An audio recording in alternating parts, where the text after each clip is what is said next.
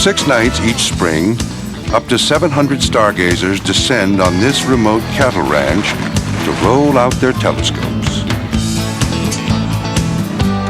Welcome to the Dust Bowl, the Texas Star Park. They come geared up with precision mirrors and equatorial fork mounts, sophisticated computers and star tracking software. The sky's the limit. This is the most exercise you get in the course of an evening, is taking the top off. There's no hangover. I don't kill off brain cells. I'm with a great group of people. I can't think of a better thing to do. The Ring Nebula, Jupiter, Venus, M13. For the Garlands, the Star Party is part vacation, part pilgrimage. This trip marks an important rite of passage. Yes! Yeah! 10-year-old Ian has attended every year of his life. This year, he'll get his first telescope and take his place amid the community of amateur astronomers.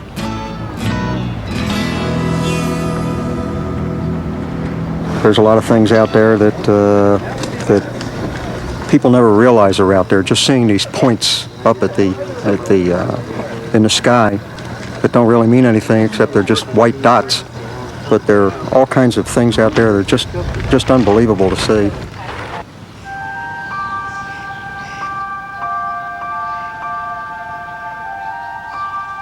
As night approaches in West Texas, 1,000 eyes are at the ready.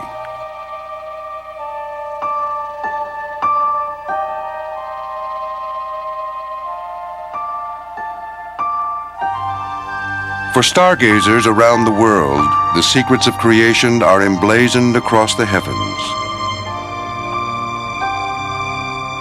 But even as the universe beckons us to explore, it also challenges us with its incomprehensible distances and staggering voids.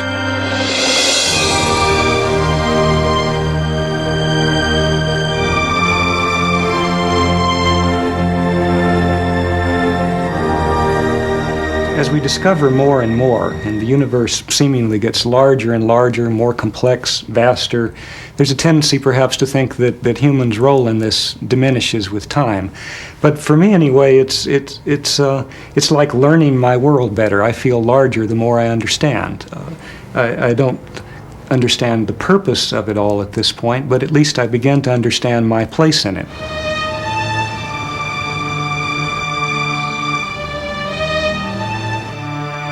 Today, the science of astronomy is being transformed by a new age of technological advances. On mountaintops around the world, scientists are opening ever larger telescopes, capturing light from ever more distant reaches of the universe.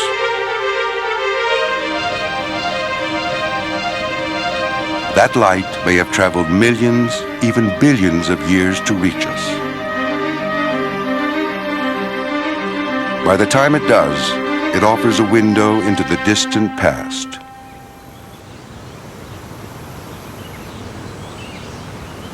These giant telescopes, they are the only true time machines that human beings have.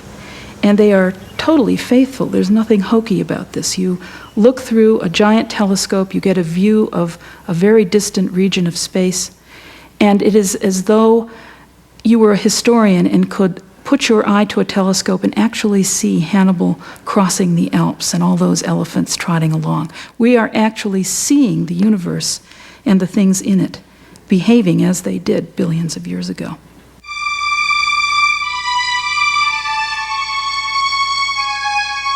The deeper into space we peer, the farther back in time we venture. This notion that we can study the history of the cosmos is only a few decades old. Early in this century, astronomers believed that the universe was eternal, infinite, and unchanging. Our solar system, they found, is nestled within a flat, rotating disk we now know as our galaxy, the Milky Way. But they envisioned our galaxy as the whole of the cosmos. Beyond lay only the blackness of space. Albert Einstein, for one, defended this model of a static universe, but he recognized an implicit flaw. Gravity ought to cause stars and gas to collapse into a common center. Instead, he proposed an unknown repellent force somehow keeps them apart.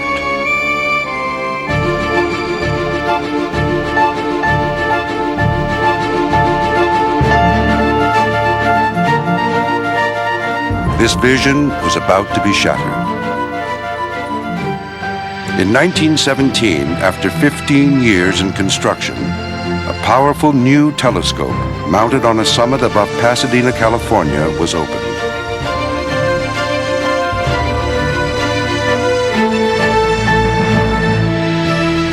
The Hooker telescope was hailed as a technological marvel.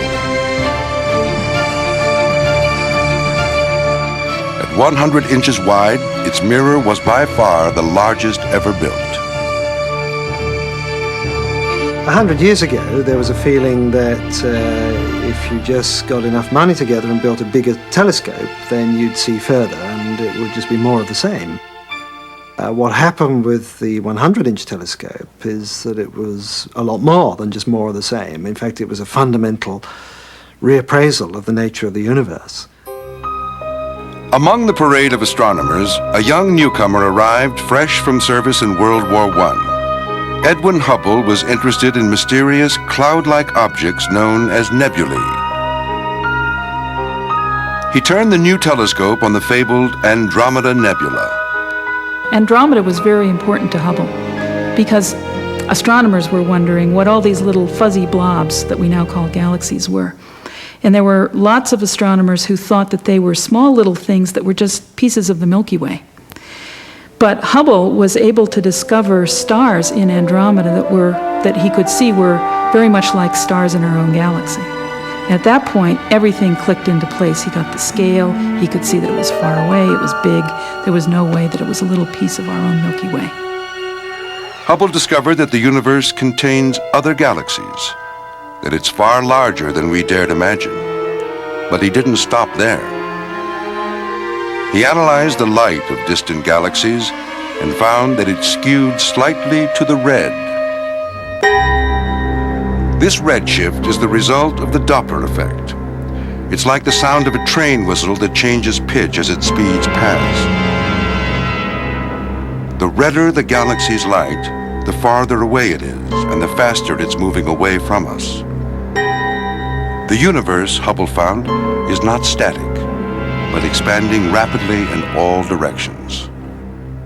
And it expands according to a very simple law, and I have a tiny piece of the universe here that shows that. So the black elastic here represents the stretching space of the universe, and these stars represent galaxies. So if I stretch the universe, the galaxies move apart. They recede from each other. The universe is expanding. And they recede from each other in such a way that the velocity is just proportional to their separation. So if I sit on this guy, this moves at some velocity, this at twice that, this at 3 times that. And it's the same for this guy. This guy moves at velocity v, 2v, 3v. Anywhere I sit, I see the same law.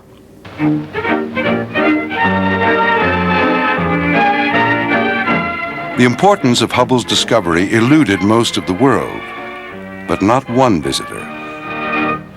Dr. Einstein, who gave the world its biggest headache, is back in California again with his wife. Now he's going to the Institute of Technology in Pasadena to work with other distinguished scientists. In 1931, Einstein lent his prestige to Hubble's discovery. He conceded that his own model of the universe was wrong. It was not a repellent force that kept the universe from collapsing, only its relentless expansion. News traveled fast, all the way to Hubble's hometown paper in Missouri. In my mind, there's no doubt that Hubble's discovery that the universe is expanding was the most important scientific discovery of this century. And the reason is that without an expanding universe, it's impossible to make sense of the idea that the universe has a finite age, that it came into being a finite time in the past. This discovery had a profound consequence. If the universe is getting larger, we can make a movie, a cosmic movie, and we can run it backwards. It would look very comical. All the galaxies would be getting closer together.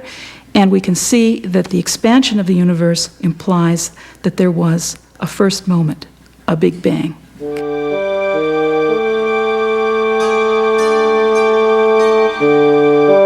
All the universe can be traced back to a single explosive event. This idea launched the modern science of cosmology. Like Hubble before them, astronomers today place galaxies in time and space by measuring how far their light is shifted to the red. To understand the sheer scale of the universe, they are working to translate these readings to actual distances. Slowly, they are discerning the size and layout of the universe, one stolen glimpse at a time.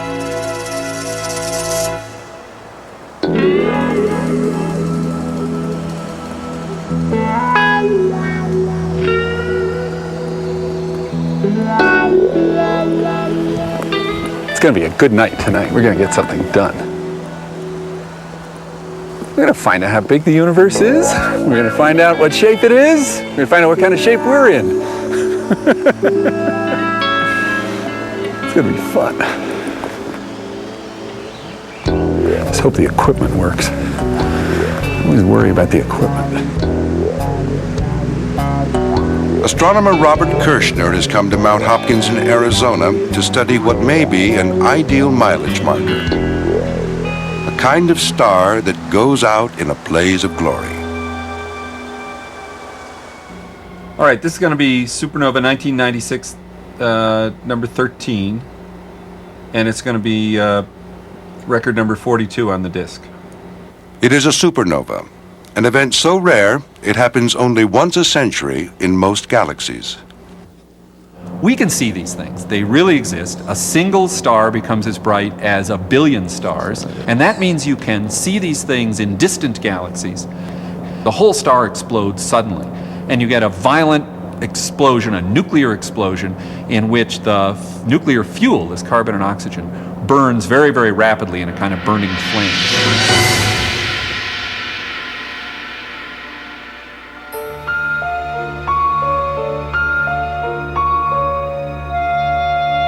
A supernova is a cosmic flare, providing a singular chance to measure the distance to its host galaxy. Kirshner can calculate how bright this type of supernova should be, so the dimmer one appears from Earth, the farther away it must be.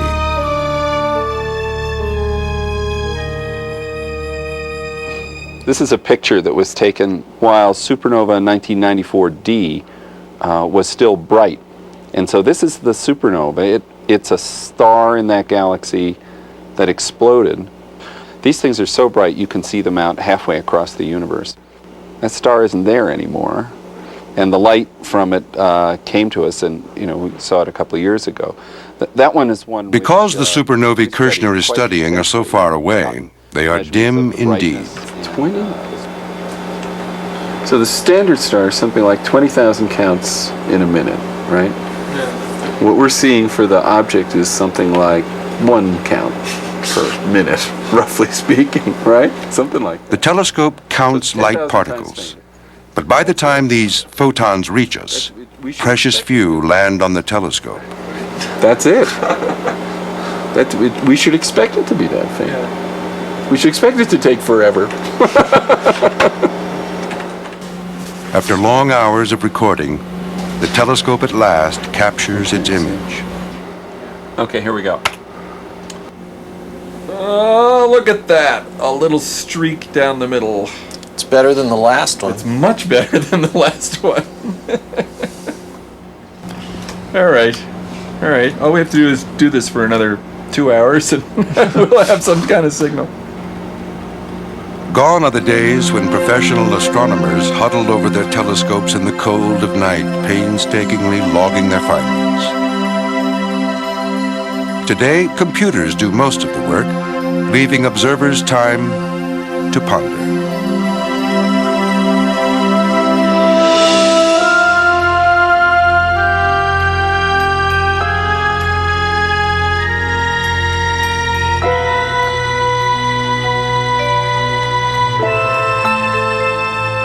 Once a distance scale is finally in hand, it can be applied to a much larger project, one astronomers pioneered in the 1980s to discover the very structure of the universe.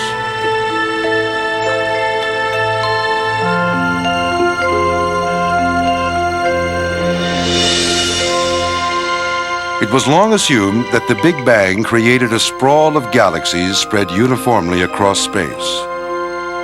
That it might instead have a more complex structure seized the imaginations of scientists. Among them, Margaret Geller. Here's a nice.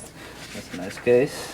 You can ask lots of questions in science that you can't answer, either because the technology isn't there, or because you just haven't defined it well enough. So if you ask, what does the universe look like? The universe is huge. So what are you going to do? I mean, you have to figure out how to map a little piece of it, wisely chosen, so that it will tell you something in answer to a very precisely defined question. It's hard to imagine. We still have to. That question, for Geller and her colleagues, was whether a narrow slice of the universe could reveal a pattern on the largest of scales.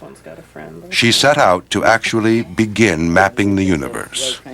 We mapped the distribution of galaxies in this first slice of the universe, not expecting to find pattern, because the prejudice was the pattern wasn't there.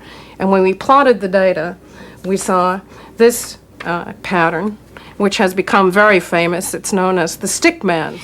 So here you can see that there's a very striking pattern. There are large empty regions where there are very few galaxies, and these regions are 150 million light years across. But most of the galaxies are in thin structures which surround or nearly surround these empty regions. And I must say that the experience of seeing this very striking stickman pattern was a kind of thrill that I think people are very fortunate to have once in their lives. You just wonder why, how could it be that you are one of the first three people to see this? Geller's first wedge extended roughly 700 million light years into space and contained 1,000 galaxies. They skirt the perimeter of vast, empty spaces, which she likens to bubbles. But is the pattern in Geller's slice a fluke or a phenomenon? She set her sights even farther afield.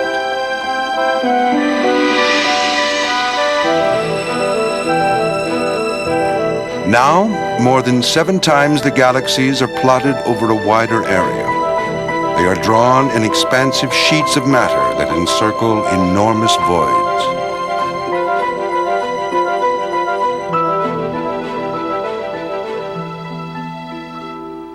I think that there is some kind of fundamental human attraction to patterns in nature. Many times when I've given public lectures, especially to young people, I ask them whether they would prefer, suppose they could design the universe any way they wanted, how would they stick galaxies around in the universe? Would they just throw them out like grains of salt, or would they make a pattern? And every single audience I've ever talked to, they all want to make a pattern. How did the universe gain such definition? The answer is written in microwave radiation that bathes the Earth from all directions, the afterglow of the Big Bang. There were slight variations in the density of the primordial gas. Over time, gravity amplified them and drew matter into a vast web. Cosmologists are using their newest tool, the supercomputer, to envision how the universe then evolved.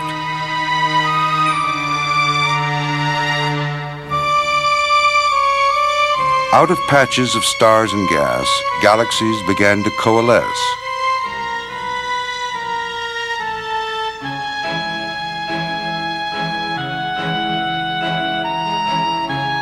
While the universe as a whole expanded, gravity held these evolving star systems in clusters. Some merged or were swallowed by others.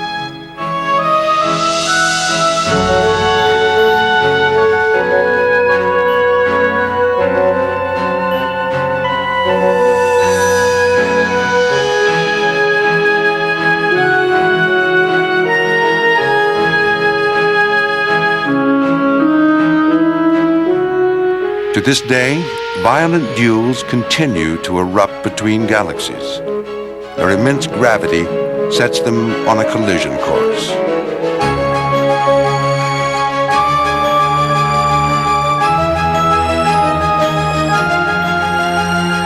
They cross paths, leaving behind vast trails of stars and gas to mark the encounter.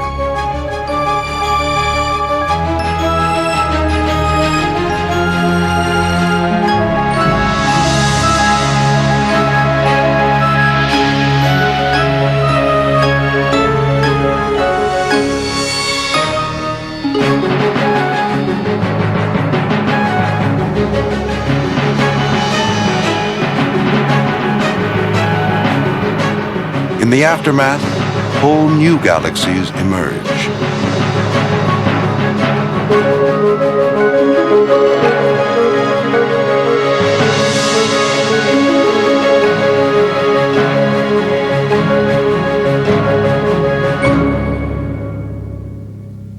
So this is about the size of the bright region of the galaxy. That's right. It's amazing. Gives you some idea of what a fine... Margaret Geller is now part of an international effort to map galaxies in ever larger portions of the universe. And then move them on. For her, the task will be that much easier thanks to an instrument that will be attached to the base of a telescope. Place on the galaxies. A pair of robots will deploy 300 fiber optic sensors.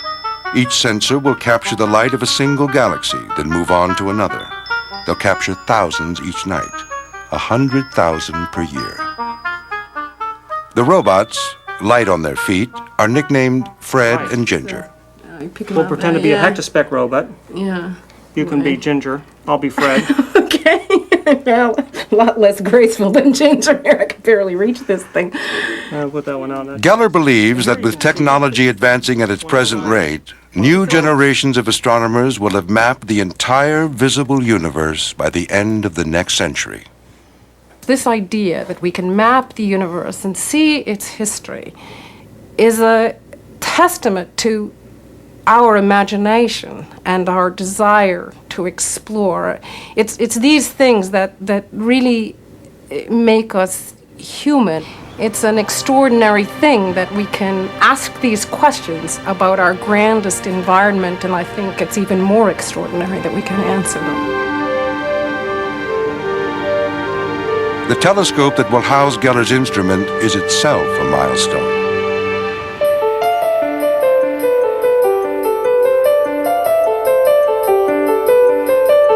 Construction at the University of Arizona began with tons of glass, melted, then spun into shape.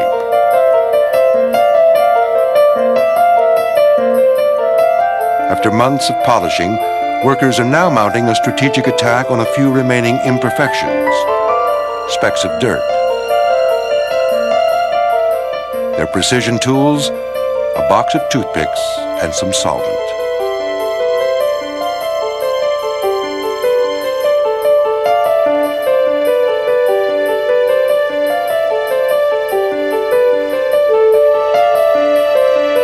Bound from Mount Hopkins, this is one of the largest optical mirrors in existence.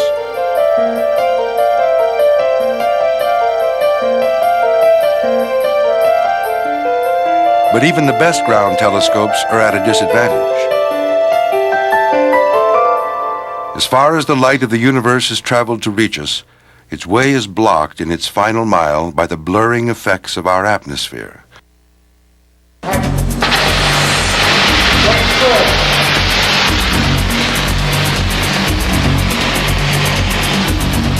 We are learning to cancel these distortions with computers and sophisticated optics.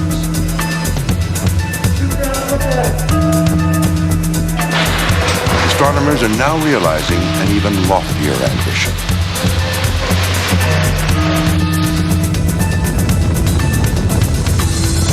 To capture the pristine light of the universe with a telescope positioned in space. In 1990, astronauts placed the Hubble Space Telescope in orbit 200 miles above the Earth. Its mirror was designed to produce images 100 times sharper than the best telescopes on the ground. Then disaster struck. A flaw in Hubble's optics impaired its vision. The world's astronomers despaired. The largest investment ever in astronomy, nearly $2 billion, seemed utterly lost in space. 3 years later, astronauts returned to Hubble's side.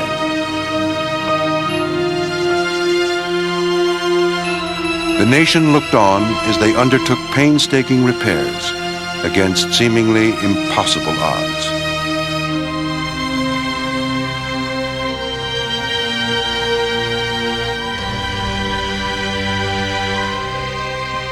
Within weeks, the suspense was rewarded with images of breathtaking clarity.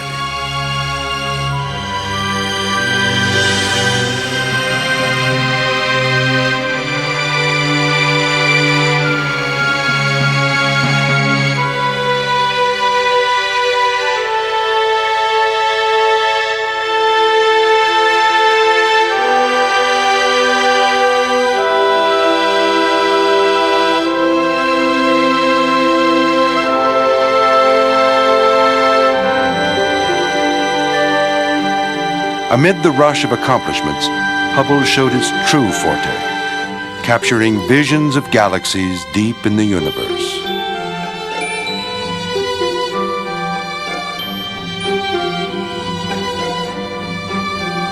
As we look out in space, we look back in time.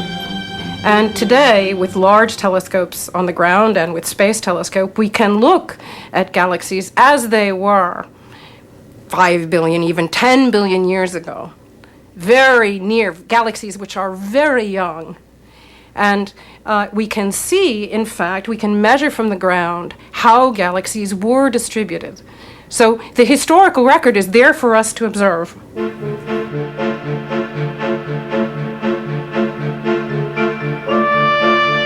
The Hubble Space Telescope is probing regions billions of light years away, when the universe was far younger than it is today.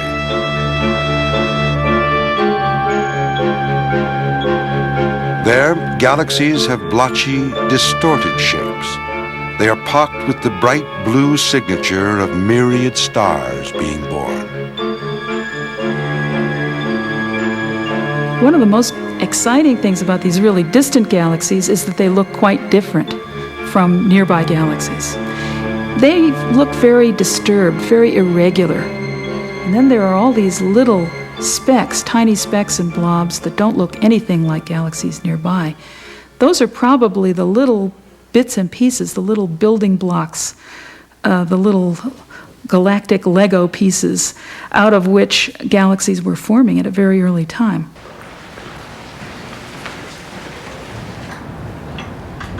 Today, astronomers are using Hubble to extend the very limits of what we can see. Mark Dickinson studies the origins of galaxies. It's a great time to be an astronomer because you have new tools like the Hubble Space Telescope to study extremely faint objects which can't really be probed in any other way. Dickinson led one of Hubble's first projects after the repair. He and colleagues discovered a group of galaxies 8 billion light years away. It was, for a time, the most distant cluster ever glimpsed. He took us to the airport. Now, he is part of an ambitious new venture known as the Hubble Deep Field. The project will zero in on a tiny patch of sky near the Big Dipper that is no larger than a grain of sand held at arm's length. To most ground-based telescopes, the target area appears utterly void of galaxies or stars. The idea of this project is to go as deep and faint as the telescope can be pushed to go and see the faintest galaxies. Those don't even show up in individual exposures for the most part. They're so faint that there's not enough light for them to record an adequate signal on one exposure. But this is one of 50 or so that we'll be taking through, say, this one particular filter over the course of 10 days. That's a galaxy. Do you always display it linear as opposed to, have you tried log or square? The project has drawn a team of astronomers from around the world. Already, images of distant galaxies are beginning to take shape. This one I would have thought is a spiral. Yes, but it has no nucleus and or several. They're counting on this venture to shed light on how the universe and its galaxies evolved from the earliest times. Bringing up both the faint stuff without. It would be hard to imagine a galaxy would end up looking like that. The question is, just how deep in the universe has Hubble delivered them? That is really a great part of the field. Now we can build bigger and bigger telescopes and see even farther out into space. And the limits of how far we can see galaxies now are about 10 or maybe 14 billion light years. This is assuming that the universe as a whole is about 15 billion years old. So the farthest we could see is 15 billion years, because that's all the time that light has had to travel. And that's the edge of our visible patch. It's called our horizon. For now, it seems, Hubble's view of that horizon is obscured. Some things change from exposure to exposure, which are all the cosmic rays. And by filtering, by comparing at a given position and throwing away anything that strongly deviates, you remove the cosmic rays and end up with a combined image that looks like this. And that's the basic cleaning process that we do. Scattered light getting into the telescope. Then there's glare from the sun. We're going to try subtracting out these patterns independently. At last, the team begins its major work to enhance details within the galaxies. Much better now. They repeatedly shift Hubble's position slightly off-center. In the coming days, they'll overlay the varying images and refine them pixel by pixel. But I think they'll go. I take one picture like this, shift a millimeter, take it again, shift a millimeter, take it again. So I'm taking the same picture, but it's slightly different positions, so I get a better sample. Right. If you've ever, and then you combine the information from all of that, and you get a better resolution. Is that sort of roughly right? Right. If you've ever watched on television when they black out someone's face, they put on these large pixel squares. And we have something like that. We have a face blocked out by large pixel squares. And if someone gave you the original videotape with those large pixel squares, you could, using a technique like this, reconstruct that person's face. Barely a month after the Hubble Deep Field began, it's time for the big unveiling.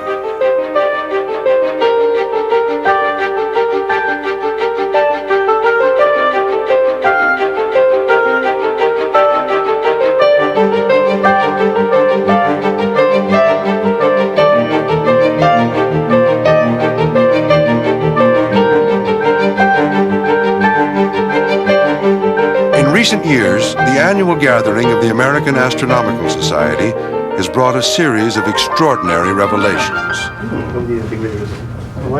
This year, the deep field is center stage. It's an hour before curtain. What better time to address an important question? How many galaxies are there in the universe? I like the 100 billion because it's like roughly the number of stars in the galaxy. But I think we better not push our catalog verbally too far. It boils down to simple math. Take the number of galaxies in the deep field and multiply across the full extent of the sky, give or take a few billion. So we're talking about 50 billion across the sky, roughly. The winning number? 50 billion galaxies. This is a large blow-up of it done by a photographic lab, in which you see very small region of the sky, 10 days of exposures, and you can see a myriad of galaxies. There are roughly 1,500 of them.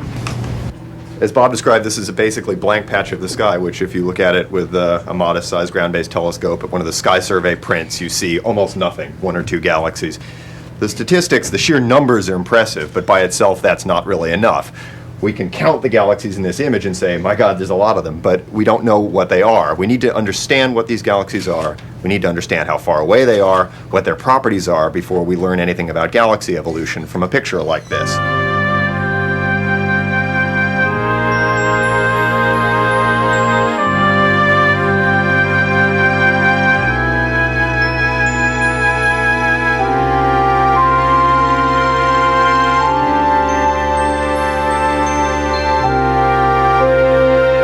Now revealed in stunning detail, the distant frontiers of time and space.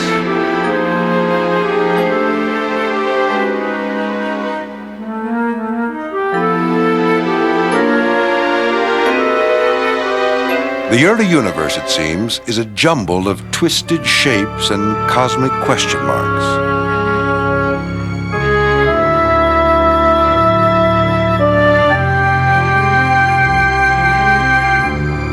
Ultimately, though, the deep field is simply a flat portrait. Which of these galaxies, astronomers want to know, shine from the limits of the visible universe? And what milestones in galaxy formation do their shapes reveal?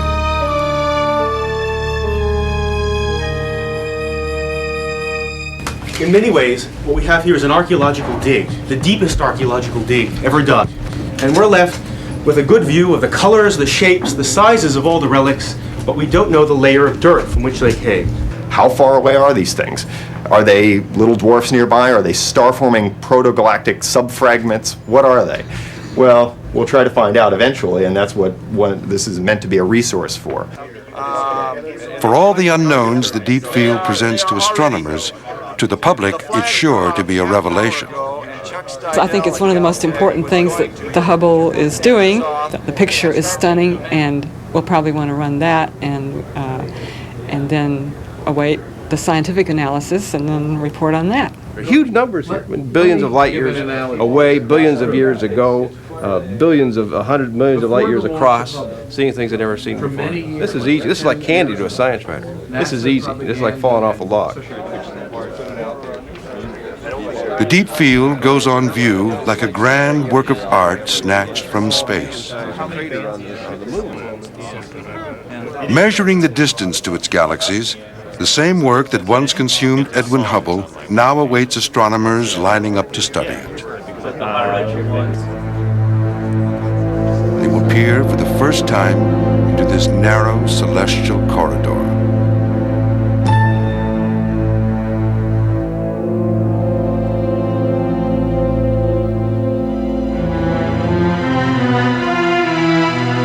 On Hawaii's Mauna Kea volcano is one of the largest and most sophisticated telescopes on Earth, the Keck Observatory.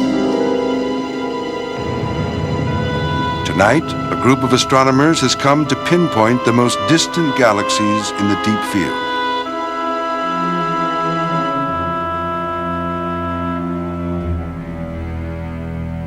It'll be 5 minutes. Okay. Sandy Faber leads the team. So you're gonna...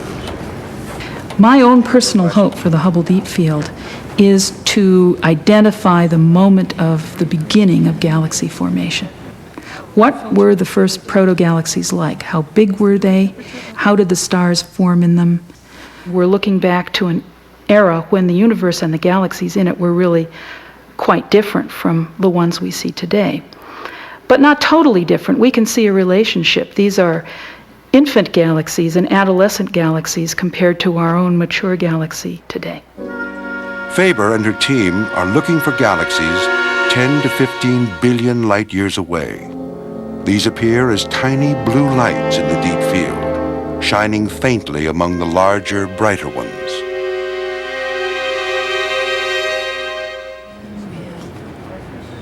To capture the light of these distant gems, they'll isolate them in a series of slits.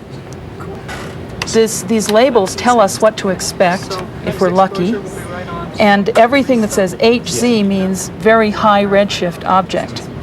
So we have 1, 2, 3, 4, 5, 6, 7, 8, 9, 10, possible very high redshift candidates on this mask, which makes it an exceptionally rich mask for very, very distant galaxies.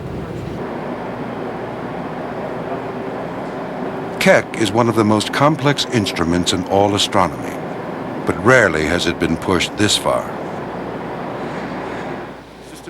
Ed Groth is one of Faber's collaborators.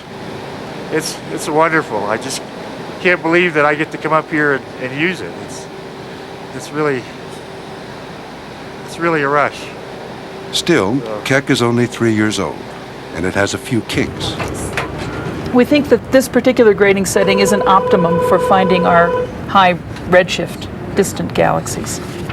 Which way is our compass, Rose? It says that we're at minus. See, I'm a little bit irritated at the quality of those images. Yeah. I don't think that's a wonderful image. Yeah, that ain't wonderful. That looks like telescope. Inevitably, time is lost to calibrating the telescope. That ain't good. At Keck, we're at 14,000 feet. We don't think very well at that altitude.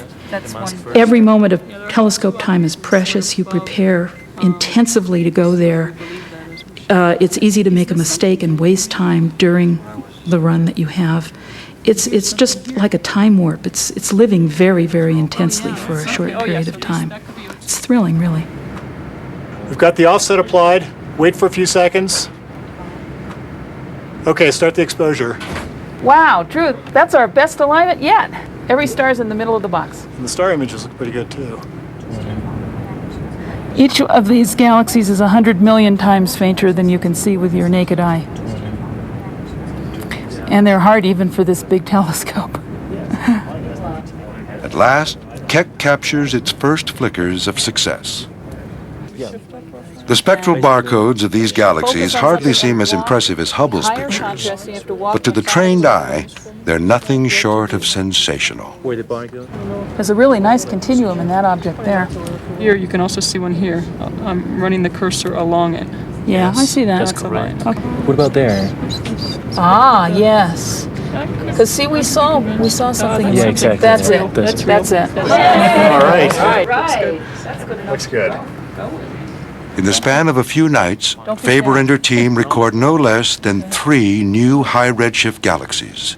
Each is fully 90% of the way back to the edge of the universe. We've discovered a couple of new, really very distant galaxies in the Hubble Deep Field. We've probably got 3 or 4 redshifts above a redshift of 3, which means that we're looking back maybe 12, 13, 14 billion years. So those are among the top record holders. That's what we were really after in that field, was more like that. As we peer ever deeper into space, how long before physical law itself blocks our vision beyond? We know that there is a boundary to the universe that we can see. We call it the observable universe. It's how far a light ray can have gone since the beginning of time. We think that that observable universe is embedded in a much, much larger universe upon which we can make no observations because of the finite speed of light. My response to the universe is complicated now, and it's really determined by the fact that I personally, not for scientific reasons completely, partly emotionally, think that there are lots of universes. I think that they might all be mostly different in terms of their physics from our universe. I'm thinking now of our universe the way other cultures might have thought about the nourishing Mother Earth. And in some sense, we truly belong here because we were produced by the physics here.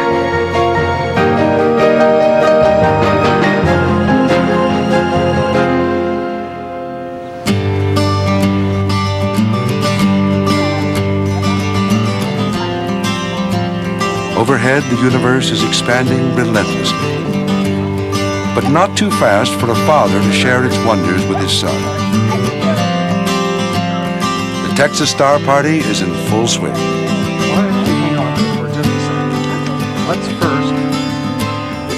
Don Garland built this telescope for 10-year-old Ian. We'll slip this right in there. Which way does this need to face? Tonight, at their 10th Star Party together, They are ready to give it a test run.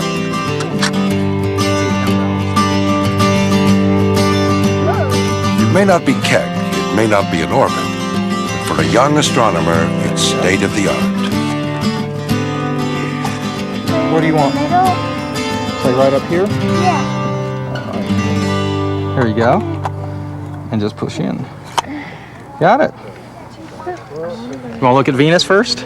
Yeah, where is Since it? it's up? Oh, there it is. It's right there. To find it. Guess what? There it is. Oh, what a great view. It is? Yeah. Let me see. All right. It's my telescope. Oh, wow. First object viewed astronomically through the telescope is Venus. It's a rainbow, all right. Yep. Ian has a long life of stargazing before him, but tonight will be hard to beat. It's definitely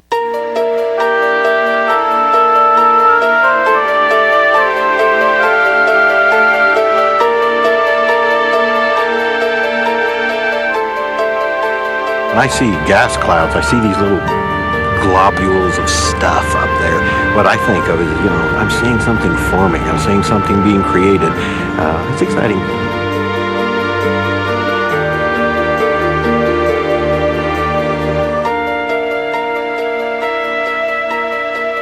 Sometimes very mysterious to people and very frightening.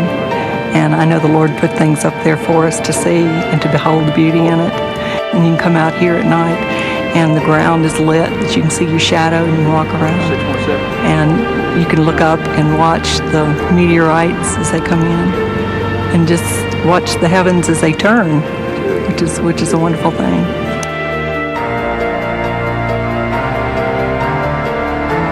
I am not a religious person, but I have found, piecing together the history of the universe and watching other people do it, trying to understand what they say about it, a very deeply satisfying experience.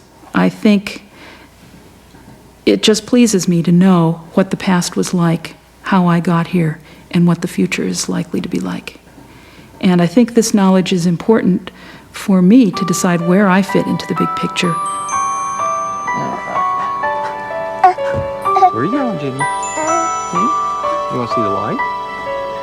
Says, Dad, I know you saw something in there. Tonight, even 2-year-old Jenny is starstruck, though her technique could use a little work. What do you think? Did you see it? I doubt it, but you could try. You want to try again? By the time she reaches her father's age, who knows what visions of the heavens await Pretty us. cool. He wants to get in on it, too.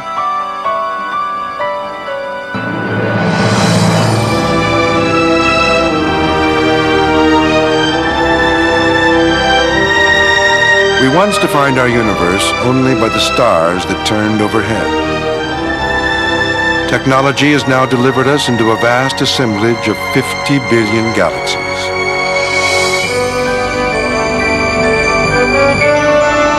As we continue to probe the limits of the cosmos, we can only hope our imaginations keep pace.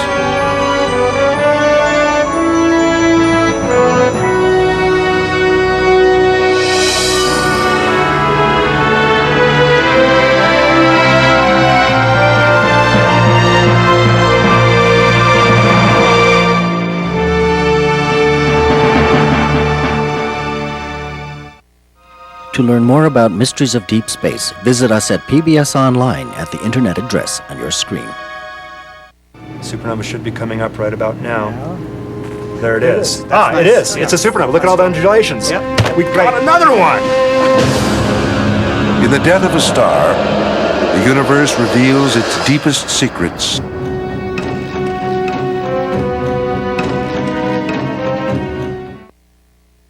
Mysteries of Deep Space, To the Edge of the Universe is available on home video. Call 1-800-828-4PBS to order or write to the address on your screen.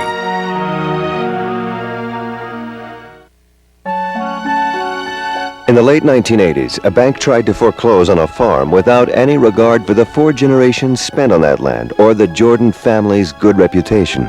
The Jordans fought back. Troublesome Creek is next on KERA 13.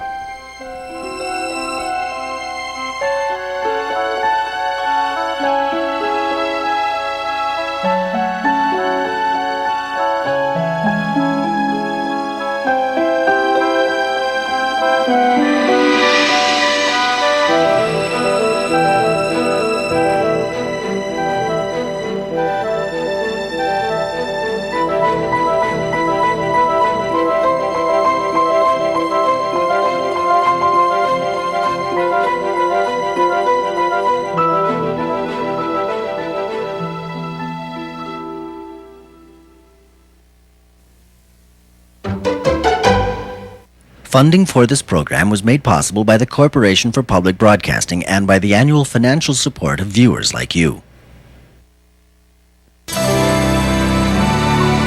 This is PBS.